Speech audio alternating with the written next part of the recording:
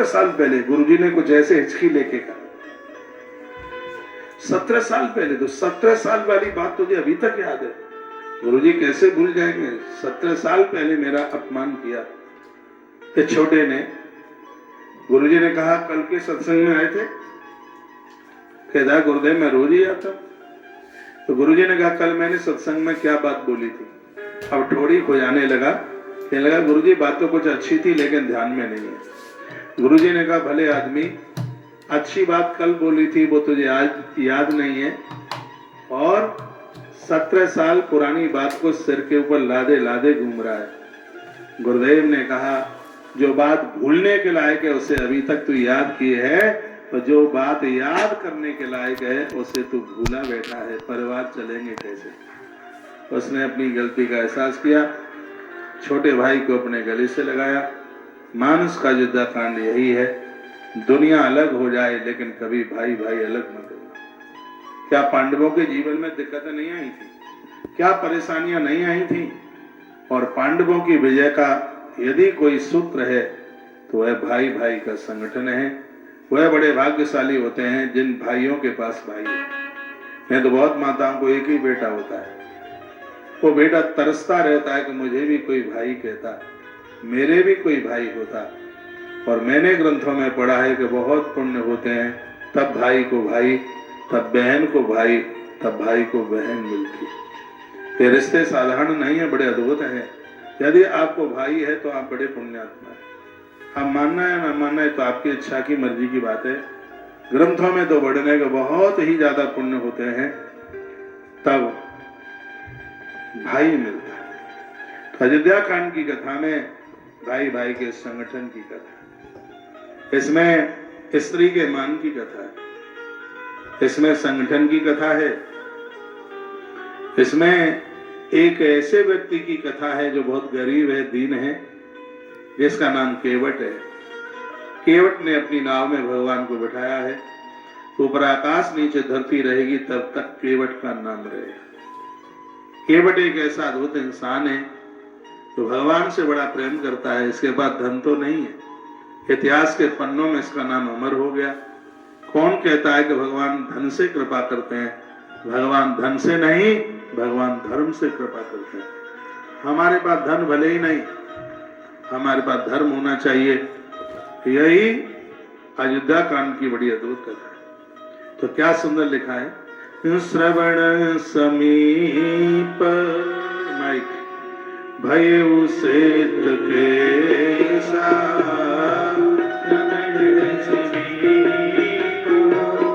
भयउ सेत केसा,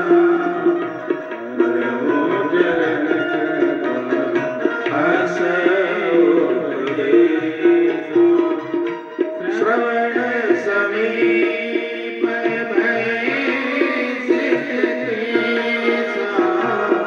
श्रवण समीप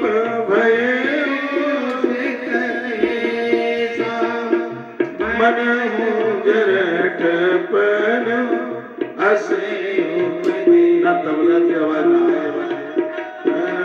समीप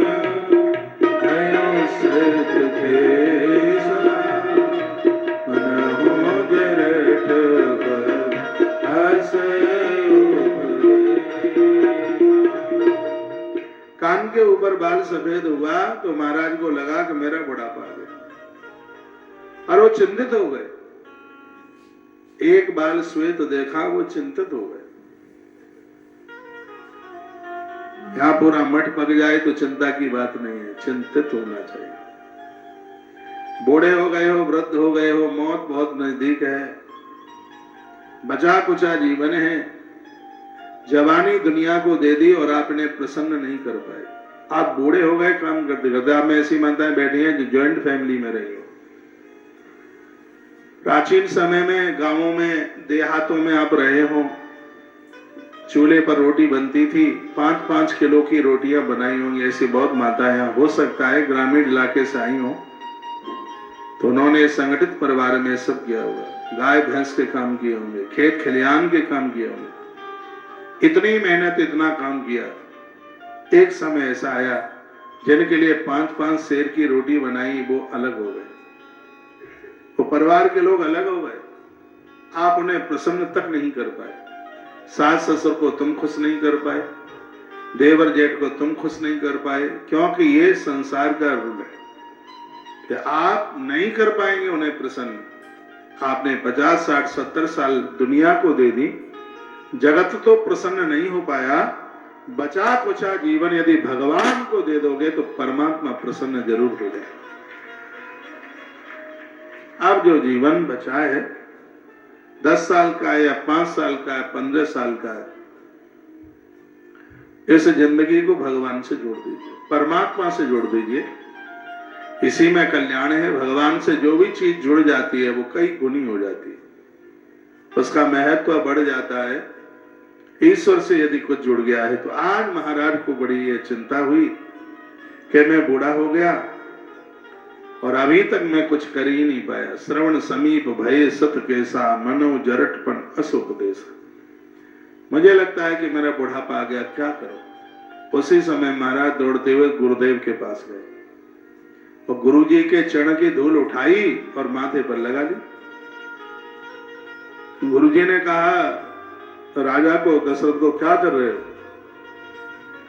कहा, गुरुदेव गुरु कृपा की नदी में नहा रहा हूं, मुझे भी उद्धार चाहिए। कहा, ये उद्धार कैसे होगा?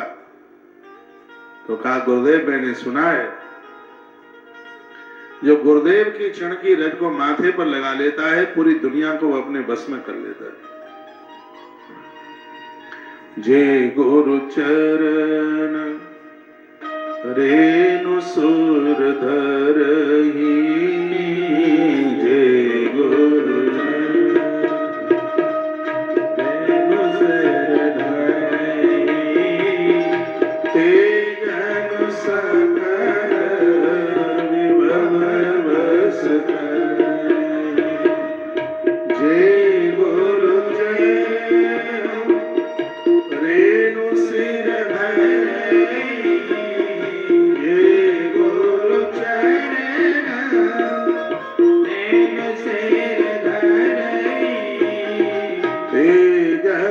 सकल भव वस करहि। जय गुरु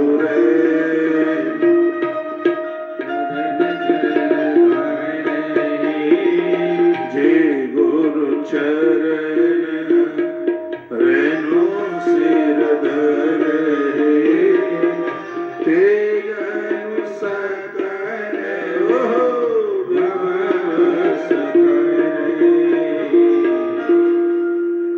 चरण रज की बड़ी महिमा है। कभी आप सीधा वृंदावन जाएं तो वृंदावन की चरण धूली अपने घर लेके आइए। कभी आप श्री द्वारका जी जाएं, सुनिए, तो द्वारका की भी मिट्टी अपने घर लेके आइए। स्कंद पुराण में लिखा है, जो द्वारका की मिट्टी को अपने घर में लाके रखते हैं, पूर्व काल में, सुनिए, उनके घर के कोई भी व्यक्ति ने शराब पी हो, आज ही मैंने एक वीडियो में डाला है ये, यदि किसी ने शराब पी है तो ये तो 5 पापों में एक पाप है। उसके प्रायश्चित में वर्णन किया है कि जिसने श्री द्वारका जी की माटी अपने घर में लाके रखी है तो शराब पीने वाला व्यक्ति, उसने फिर वो छोड़ दी है, उससे उसका प्रायश्चित हो जाता है। क्या मिट्टी है श्री द्वारका जी की? द्वारका की मिट्टी का नाम है गोपी चंदन। पूरी दुनिया में ऐसी श्री द्वारका है जहाँ की मिट्टी भगवान को चंदन के रूप में लगाई जाती है, उसे गोपी चंदन। आप गए हो तो वहां एक गोपी तालाब है। जब भगवान अपनी लीला समेट रहे थे तो उन्होंने अर्जुन को कहा था, जितनी गोपियां बची हैं इन सबको तो हस्तिनापुर की तरफ लेकर के चले जाना। अर्जुन लेके आ रहे थे तो राक्षस लोग, यवन लोग वहां पर मिले, तो उन गोपियों ने तालाब में अंदर प्रवेश करके अपना जीवन समाप्त कर दिया। बताते हैं कि उस तालाब का नाम ही गोपी तालाब। स्कंद पुराण के प्रभास खंड में इसकी महिमा का वर्णन किया है। आज भी उस तालाब से मिट्टी कभी घटी नहीं, पूरी दुनिया में मिट्टी जाती है और उसका नाम है गोपी चंदन। और भगवान की पूजा, और आनंद की बात है, कोई भी देवता हो, गोपी चंदन से तिलक सबको लगाया जाता, हम लोग यूज करते हैं। आप लोगों को देने के लिए हम यहाँ भी गोपी चंदन लेके आए, सबके घर में गोपी चंदन। श्री ब्रज में जाएं, वृंदावन में जाएं तो ब्रज की मिट्टी, ब्रज की धूल गर्भिणी नारी के कमरे में रखना। गर्भिणी नारी के कमरे में 3 चीजें जरूर रखिएगा। एक जलता हुआ दिया सुबह शाम प्रत्येक दिन, और मिल जाए तो 4 मुखी रुद्राक्ष, और श्री ब्रज की धूल। रज है साक्षात, रज महारानी है, ब्रज में संपूर्ण देवता हैं। ब्रज की मिट्टी जिनके घर में होगी सगरे देवता उस घर में वास करेंगे। वराह पुराण में ब्रज की मिट्टी की बड़ी महिमा का वर्णन किया गया। कितनी बड़ी महिमा है इसकी। एक बार ब्रज की रज ने भगवान को कहा था, मैं सबका उद्धार कर रही हूं, मेरा उद्धार कैसे होगा। मुक्ति कहे गोपाल सो, मुक्ति ने कहा, मुक्ति कहे गोपाल सो मेरी मुक्ति बताओ। मुक्ति कहती है मैं सबको मुक्त कर रही हूं, लेकिन मेरी मुक्ति कैसे होगी। तो कृष्ण ने क्या जवाब दिया, प्रभु ने क्या जवाब दिया, पड़ी रहो जहां गैल में। गैल जानते हो, हरियाणी भाई बहन जानते हो गैल? गैल कहते हैं रास्ता। पड़ी रहो जहां गैल में साधु संत कट जाए, कट जाए यानी निकल जाना, ब्रज की भाषा है। पड़ी रहो जहां गैल में साधु संत कट जाए, ओढ़े ओढ़े रज मस्तक लगे तो मुक्ति मुक्ति है जाए। मुक्ति दुनिया को मुक्त करती है, लेकिन मुक्ति को भी मुक्ति दिलाने वाली श्री ब्रज की रज है। इतनी बड़ी महिमा है श्री ब्रज की।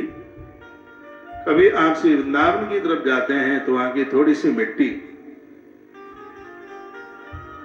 अपने घर लेकर के आइएगा। मैंने तो आज कोशिश भी करी कि कुछ मिट्टी मंगा लें, सोनीपत के लोगों को दे के आ जाएंगे। हाँ सोचा था, कल तो भारी व्यस्त रहे। कल गौती तुलसी तपोवन गौशाला में दूसरी मंजिल पर गौ माता के इस अलौकिक स्थान का कल लोकार्पण हुआ है। कितने बड़े बड़े आवास बनाए गए हैं, एक एक मंजिल में 5-5 हजार गायों की व्यवस्था। इतना अलौकिक ये है, ये अतिशयोक्ति नहीं होगी। भारत का ही नहीं पूरे विश्व का सबसे बड़ा गोलोक धाम बन रहा है, पूरे विश्व का। इतना अद्भुत, एक बिलंदा भी कहीं टीट टप्पर नहीं, पूरा आरसीसी का 3 मंजिल की गौशाला बन रही है। फाउंडेशन 5 मंजिल का तैयार किया गया है।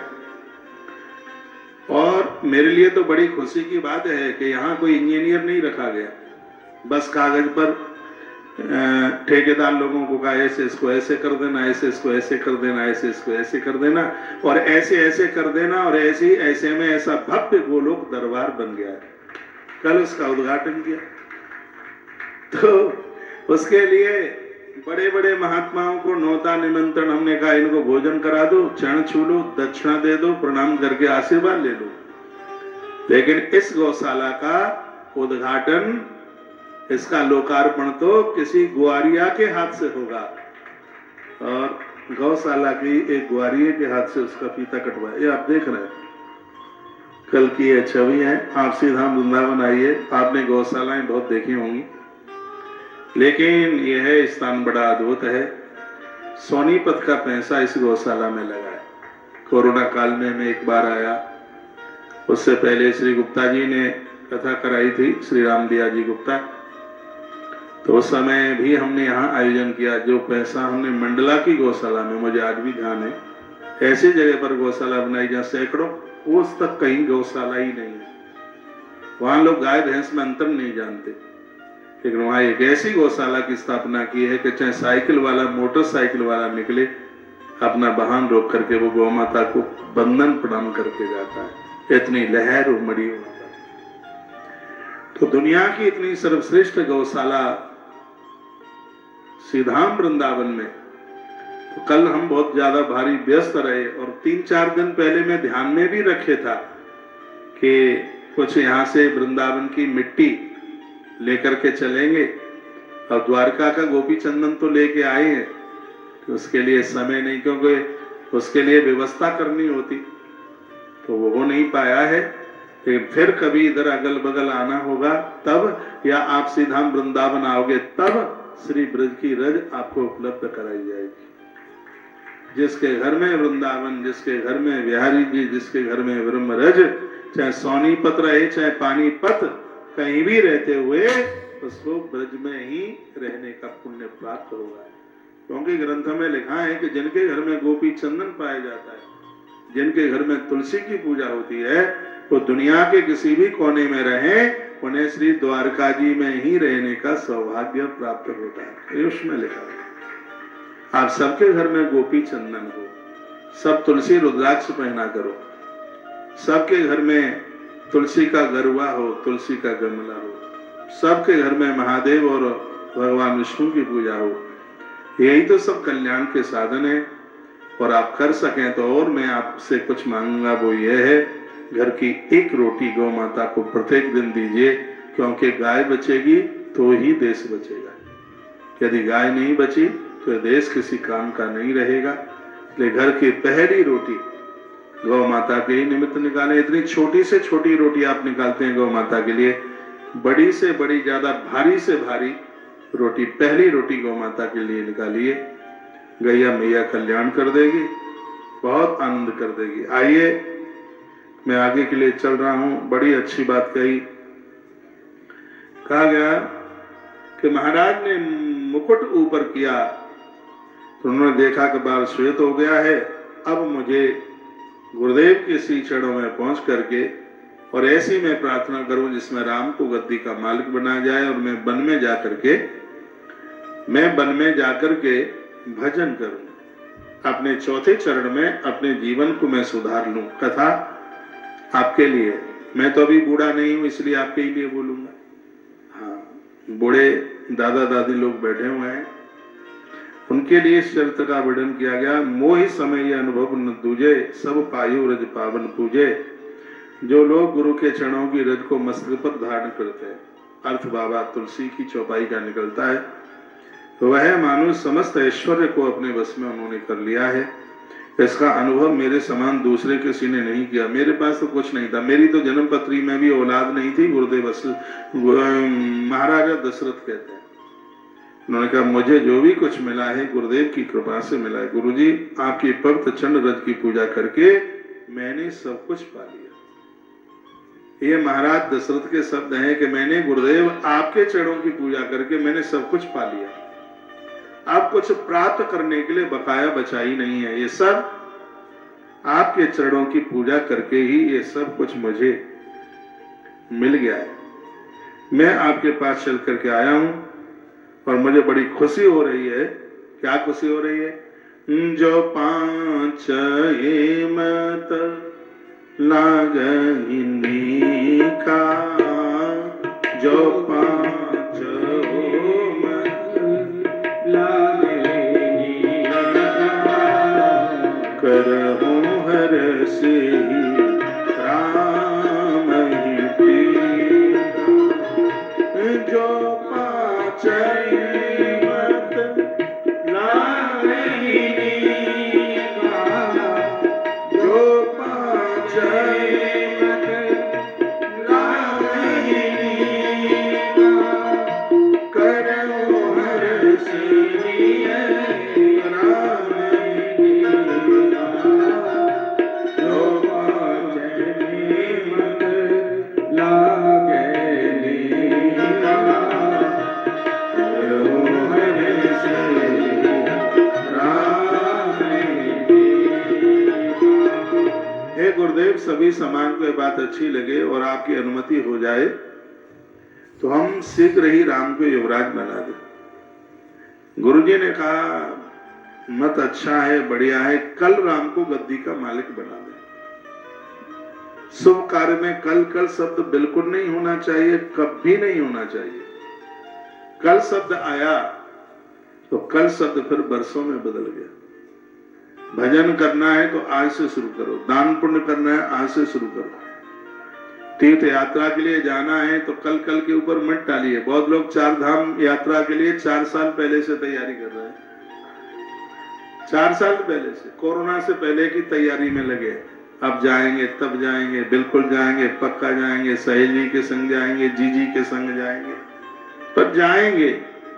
2016 में तैयारी की गई थी, 8 साल हो गए, अभी तक बना नहीं। बस कल कल कल कल कल काल करे सो आज कर, आज करे सो अब, पल में पलड़े होएगी तो फिर बहुरी करेगा का। शुभ कर्मों में देरी नहीं।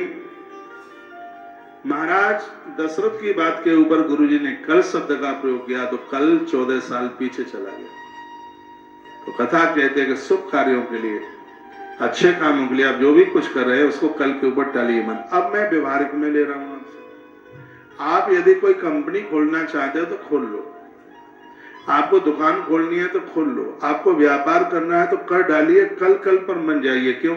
आज तुम्हारे पास मुजेठी है, आज तुम्हारे पास नौकर चाकर है, आज भाई भी विरोध नहीं कर रहा है, आज माता पिता भी विरोध नहीं कर रहे हैं, आपके पास मित्र लोग हैं, आपका इतना बड़ा हुआ है, इतना सब कुछ बन गया, जहां से पैसा भी लेना है तो कोई आपको मना नहीं करेगा, तो तुम्हारी गुडविल ऐसी बनी हुई है। आज तुम्हारे पास नौकर चाकर है, आपके पास ड्राइवर लोग हैं, आपके पास काम करने वाले इतने अच्छे लोग हैं, बढ़िया लोग हैं, आपने योजना बनाई है तो उसको कर डालो। मेरा तो यही स्वभाव बन गया।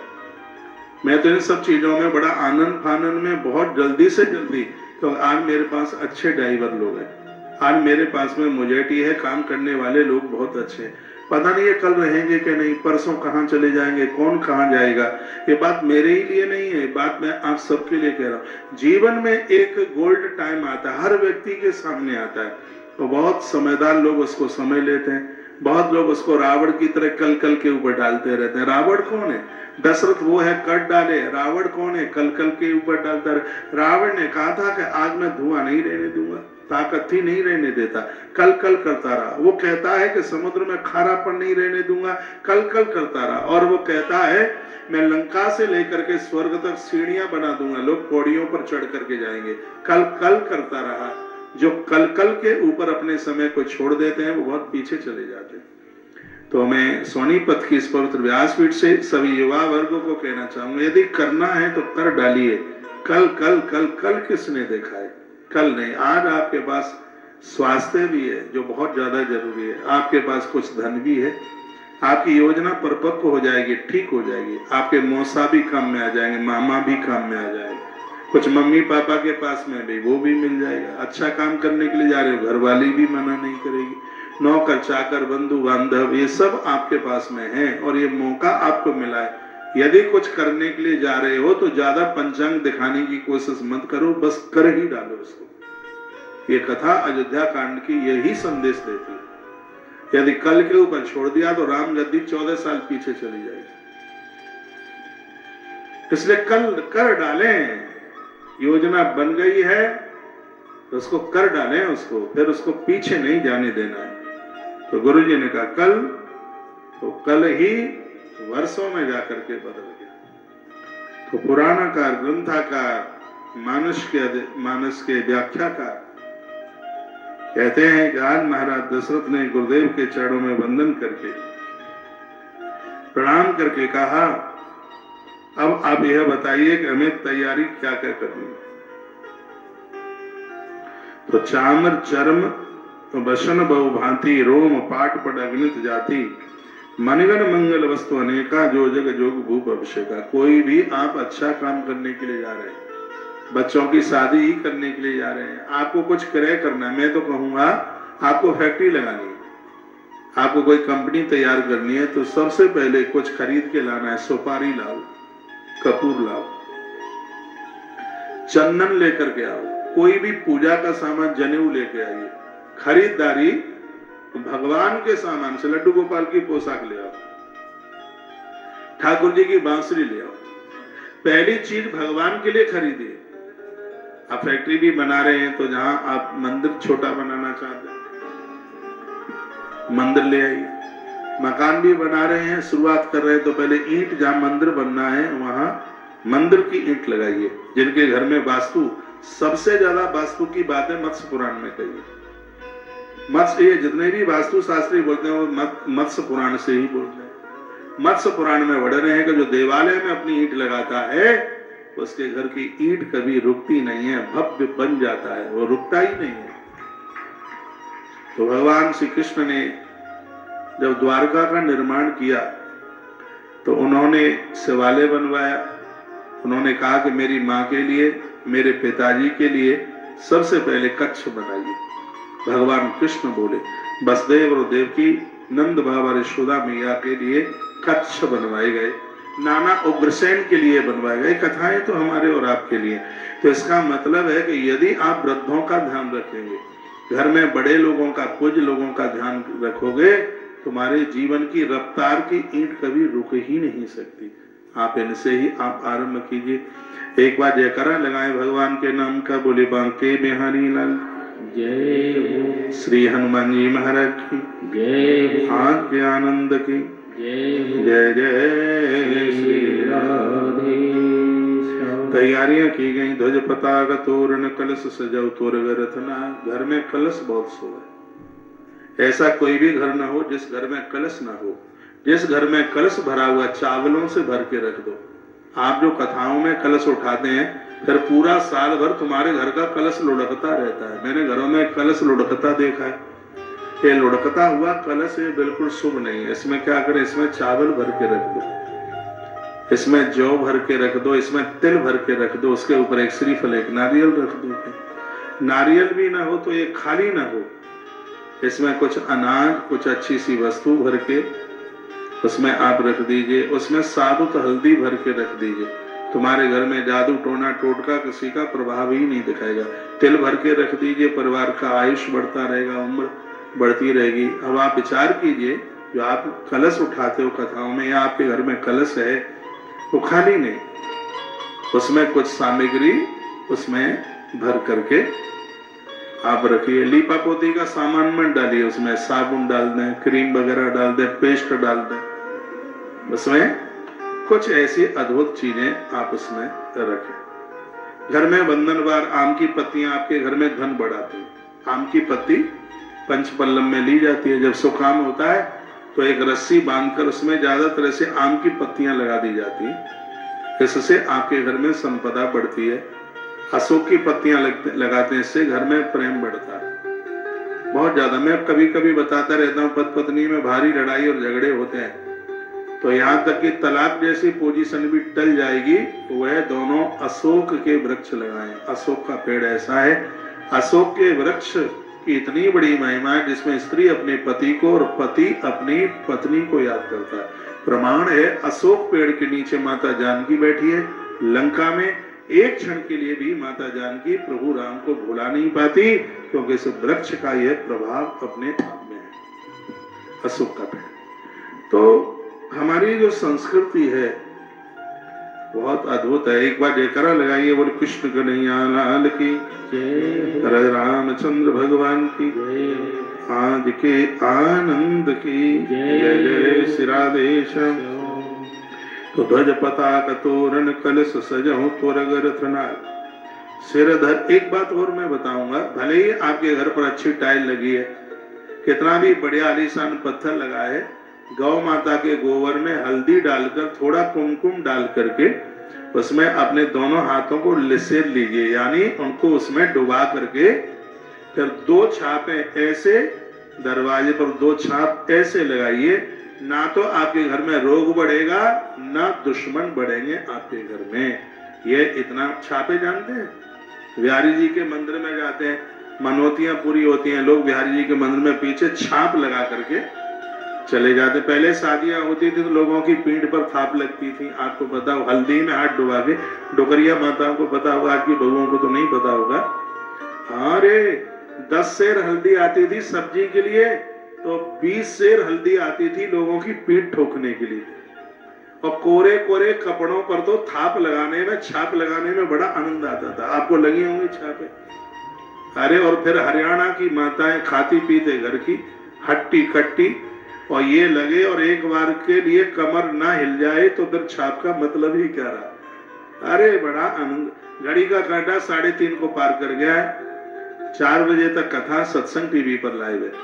9:30 बजे से लेके 4 बजे तक कथा टीवी पर आती है, आप सुनते ही होंगे। और जो अभी नहीं यहाँ पहुंच पाए हैं या पहुंच गए हैं, आज की कथा को कल सुबह भी 9:30 बजे टेलीविजन पर सुनिएगा और देखिएगा कि परिसर में बैठे हुए आप कितने मलूक लग रहे हैं, कितने अच्छे लग रहे हैं। टीवी के आगे बैठने में एक बहुत बड़ा फायदा है। क्या फायदा है कि आपका लड़का, आपका बेटा सगाई के लायक हो रहा हो तो बेटिया वाले उसको देखने के लिए आए, संग में तुमको भी देख ले, तो एक बार के लिए बोल देंगे, अरे ये तो बड़ा अच्छा परिवार है, इनके बेटे को तो हम संबंध करेंगे ही। क्यों? कौशिक महाराज की कथा में हमने इन्हें बैठे देखा है, बड़ा संस्कारी परिवार है। कथा सुनते रहिएगा, कथा व्यथा को काटेगी तब मौत भी अंत में नाचेगी। यह लोग परलोक सुधर जाएंगे। है, हमने 5 साल से कथा को अनवरत, वैसे तो 32 सालें हो रही हैं, 30-32 साल, 5 साल से तो कथा बंद ही नहीं हुई है। मैं पता नहीं 2021 या 22 में आया था इस हॉल में। कब आया मनीष भाई? 21 में आया, 21 नवंबर है, हाँ 21 के नवंबर में आया। 2021 में जन्मे हुए बच्चे दौड़ दौड़ करके चल रहे हैं। 3 साल का समय इतना होता है। मैं तुम्हारे यहाँ कथा करके गया हूं और फिर लौट के 3 साल में आया हूं, एक दिन के लिए भी कथा ने विराम नहीं लिया। जब 8 मई 2020 से जो कथा आरंभ करी कोरोना में, और आज तारीख कितनी है? 7 है। 7 दिसंबर 2024 तक 5वां वर्ष चल रहा है। एक दिन के लिए भी कथा बंद नहीं हुई है।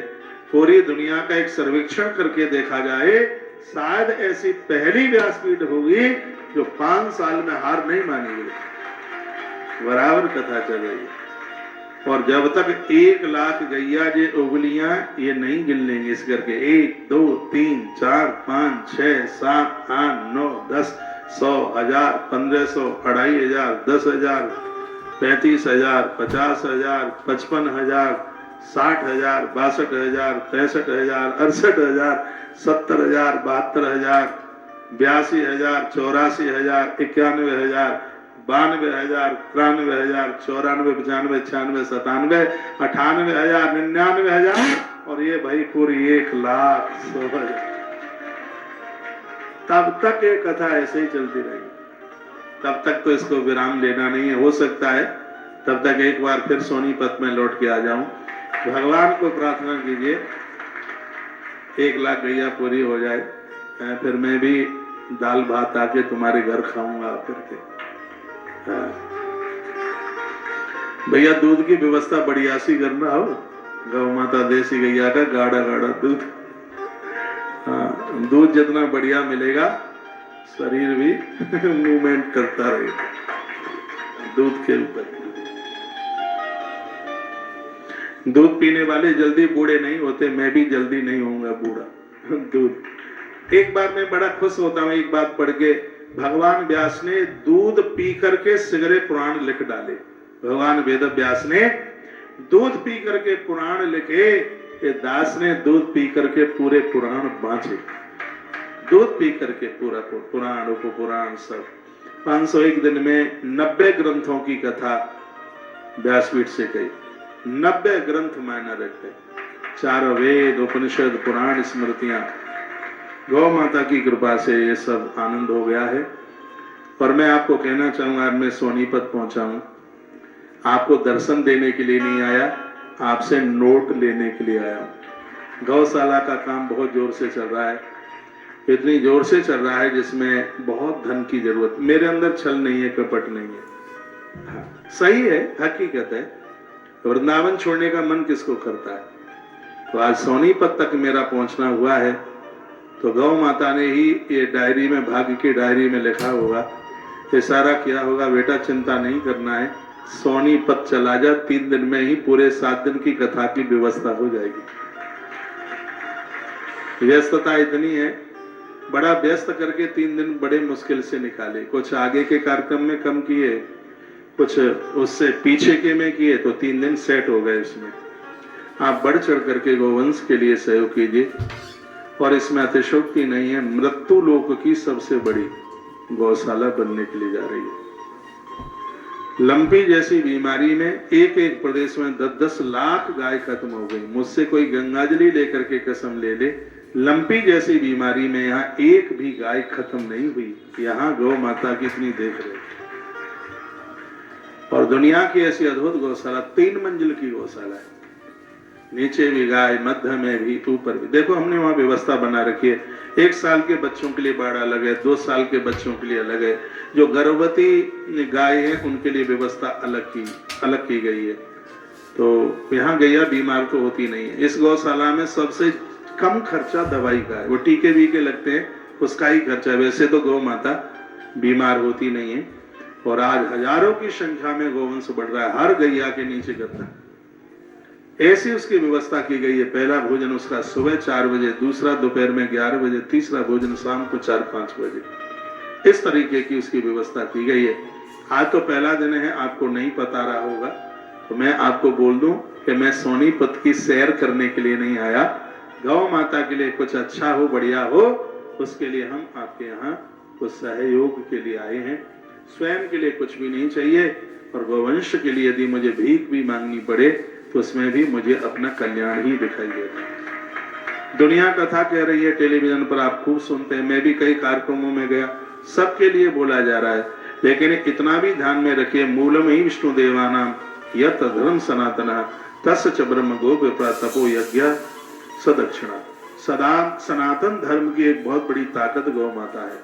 आप भी आपके सोनीपत में गौशाला हो, अपना जन्मदिन, शादी की तिथियां गौ माता के सानिध्य में ही मनाइए। गौ माता पशु नहीं है, ये देवताओं की भी माँ है। जब इसकी कृपा होती है तो सब कुछ ठीक होता है। अभी मैं सामवेद में एक बड़ी अद्भुत बात पढ़ रहा था, जिसमें वर्णन किया था, गर्भिणी नारी यदि गौ माता के सामने से नित्य निकले तो उसकी कोख से बलवान बच्चा पैदा होगा। ये गौ माता का प्रभाव है। गौ माता की आंख में आंख डालकर उससे बात कीजिए, कभी आपको मोतिया बिंद नहीं होगा। ये प्रभाव है गैया मैया का। गैया मैया के मुंह के ऊपर अपनी नाक रख दीजिए, श्वास की बीमारी नहीं होगी।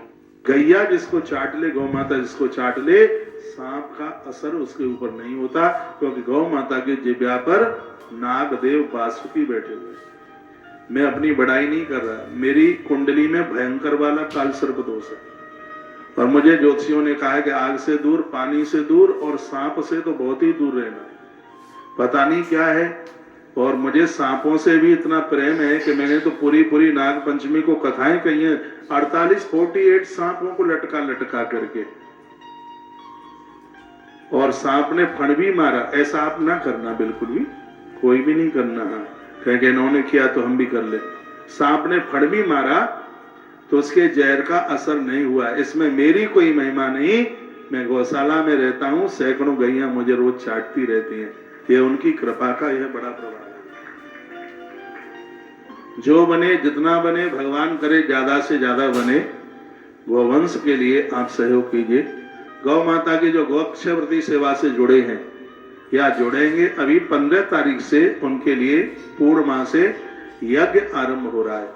1 महीने में 2 दिन यज्ञ, पूर्णिमा और अमावस्या। क्योंकि आप सबके नाम वगैरह सब हमारे पास तो होते ही, पूरा का पूरा बायोडाटा होता है, वो तो सब लिखा जाता है। तो जब तक गौशाला धरती पर, ये समझ लो सैकड़ों वर्षों तक अमावस्या पूर्णिमा का यज्ञ इन गौ अक्षयवृत्ति सेवाधारियों का इसी 15 तारीख से आरंभ हो रहा है। उस दिन पूर्णिमा है। 21,000 रुपया भक्तों से लेकर गौ अक्षयवृत्ति सेवा में 1.25 सेर भूसा प्रत्येक दिन गौ माता के पेट में जा रहा है। यह सौभाग्य आपको, मैया भले ही सहयोग मत करना, दीदी बैठी तो रहे कथा में, जरूरी काम से जाना हो तो जा सकते हो, चले जाइए। अभी कथा चलेगी, थोड़ी लेट शुरू हुई है तो थोड़ी लेट तक चलेगी। 4:30 बजे आरती करेंगे, 5 भी बज सकते हैं। 4 बजे कर दें, बताएं आप। तो आप बढ़ चढ़ करके सहयोग कीजिए। बाहर कार्यालय जो भी आप सहयोग करते हैं उसकी रसीद जरूर लीजिए। यहां से आपको 2 मुखी रुद्राक्ष, मैं आधी मिनट में बोल दूं, 2 मुखी रुद्राक्ष गाड़ी में लगाइए, कभी गाड़ी का एक्सीडेंट नहीं होगा, टकराएगी नहीं। अभी हमने जबलपुर में यज्ञ किया तो यज्ञ में इन रुद्राक्षों को सिद्ध किया गया। गाड़ी में 2 मुखी रुद्राक्ष। 3 मुखी रुद्राक्ष विद्या प्राप्ति के लिए बच्चों के गले में बांधिए। 4 मुखी रुद्राक्ष गर्भ में बच्चों की रक्षा के लिए गर्भिणी नारी के कमरे में रख दीजिए, उसके तकिए के नीचे भी रख सकते हैं। 5 मुखी रुद्राक्ष है, हार्ट अटैक जैसी असाध्य बीमारियां हैं उनसे बचाव करे 5 मुखी रुद्राक्ष। इसको धारण करने से प्रत्येक दिन चातुर्मास व्रत करने का पुण्य प्राप्त होता है। इतनी बड़ी महिमा, इसलिए मैंने भी ये रुद्राक्ष पहन रखा है। ये तो मेरा भी हार्ट मजबूत बना रहे, स्वास्थ्य ठीक बना रहे, क्योंकि अभी तो बहुत काम करने। जितने भी इस देश में हमने अपने भक्तों को दीक्षा दी है सबको 5 मुखी रुद्राक्ष दिया है। इसलिए दिया है क्योंकि आपको प्रत्येक दिन चातुर्मास व्रत करने का पुण्य मिलता रहे और आपका स्वास्थ्य ठीक बना रहे, उसके लिए दिया है। आप भी अपने गले को तुलसी और रुद्राक्ष के बिना सूना मत रखिए। उसके बाद में 6 मुखी रुद्राक्ष। 6 मुखी रुद्राक्ष युवा बच्चों के लिए भटके नहीं, अपने मन मुताबिक शादी ना करें। बेटा कब्जे में नहीं आ रहा है, बेटी नहीं मान रही है, 6 मुखी रुद्राक्ष पहना दीजिए, दिल दिमाग बदल जाएगा। क्योंकि इसके जो मालिक हैं स्वयं भगवान वीर कार्तिकेय हैं, और कार्तिकेय जी बड़े संयम के प्रतीक है। ऐसे जो लोग हैं जो गलत कोई आचरण उनके पास आ गया और कैसे भी छूट नहीं रहा है, तो उसमें भी ये 6 मुखी रुद्राक्ष है, ये बहुत बड़ा सहयोग करता है। उसके बाद में 7 मुखी रुद्राक्ष। 7 मुखी रुद्राक्ष कारोबार बढ़ाने के लिए, इसको अपने गोलक में रखिए, तिजोरी में रखिए, पूजा में रखिए।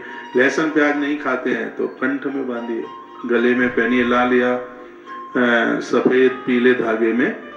तो ये घर की आवक बढ़ाने के लिए, व्यापार बढ़ाने के लिए, धन बढ़ाने के लिए ये बहुत ज्यादा व्यवस्थित है। जो लोग ज्यादा सड़क पर चलते हैं, ज्यादा वाहन से चलते हैं, गाड़ी से चलते हैं, ज्यादा सड़क पर भी रहते हैं, उनको 2 मुखी रुद्राक्ष जरूर पहनना चाहिए। चाहे गाड़ी में बांधे, चाहे अपने गले में बांधे, बहुत ज्यादा प्रभावशाली है। हमने भी अपनी गाड़ी में 2 मुखी रुद्राक्ष लगा रखा है। इसका प्रभाव ये नहीं है कि सिर्फ आपको सुनाने के लिए। अपने घर में आप सूर्य चक्र रखिए। पंच देवताओं में सूर्य भगवान का नाम आता है। कभी ऋतुकाल में नारी पूजा के अधिकारिणी नहीं होती, मठ मंदिर नहीं जा सकती, चूल्हा चौके में नहीं जा सकती। तो यदि कहीं ये कोई गलती हो गई है तो भगवान सूर्य देव का स्मरण करते ही इसका ये प्रायश्चित हो जाता है। तो उसके लिए सूर्य भगवान को अर्घ दिया जाता है, भगवान सूर्य का वंदन पूजन। तो उसके लिए सूर्य चक्र भी प्रसाद के रूप में दिया जा रहा है, गोपी चंदन दिया जा रहा है, और भी कुछ चीजें होंगी। तो पूरा का पूरा पैक यहाँ से गौ भक्तों के लिए, नॉट फॉर सेल, बिक्री के लिए नहीं है। और जो गौ माता के भक्त हैं उनके लिए कहीं कोई कमी नहीं है, उनको प्रसाद रूप में दिया जा रहा है। जैसी आपके पास रसीद होती है, आज भी आरती से पहले व्यासपीठ से यह प्रसाद आपको दिया जाएगा। आप बढ़ चढ़ करके आप सहयोग करें। और पानी बाड़े नाव में, घर में बाड़े दाम, दोनों हाथ उलीचना यही सज्जन का काम। आप मुझे यहाँ सुन रहे हैं और मुझे जो टेलीविजन पर सुन पा रहे हैं, उनको भी मैं कहना चाहूंगा कि आपने पूर्व में सहयोग किया है, कार्ड मंगा लीजिए आश्रम से, और भी सहयोग कीजिए। अपने पहले आप वो अच्छा बुद्धि से जुड़ गए, बच्चों को जोड़िए, पत्नी को जोड़िए, पति को जोड़िए, परिवार को जोड़िए, और आपकी तरफ से सवासिर भूषा गौ माता के पेट में जाता रहेगा। गैया बच जाएगी, गौ माता बच जाएगी। टीवी पर इस समय जो आप ये कुछ तस्वीरें आप देख रहे हैं, पूरे राजस्थान के पत्थर से इसको सजोया गया है। ये कमरे आप देख रहे हैं, 3500 रूम ऐसे ग्वारियों के लिए बन रहे हैं। अब आप विचार करना, जिस गौशाला में कमरे ही 3500 हों, 3500 कमरों में 10-12 हजार ग्वालों को रखने की व्यवस्था की जा रही है। एक ग्वारिया 10 गाय ही संभाल पाता है। तो 1 लाख गायों के लिए 10,000 ग्वारिया, 10,000 ग्वारियों के लिए 3-3.5 कमरे चाहिए उनको रहने के लिए। तो ये व्यवस्था की जा रही है। ये पेड़ लगाए हैं, पर्यावरण के ऊपर हमेशा से बड़ा ध्यान है। इस जगह पर जमीन के रेट 2-2.5 करोड़ रुपया किला है, जहाँ गौशाला बन रही है। सड़क पर 3.5-4 करोड़ रुपए का ही किला है।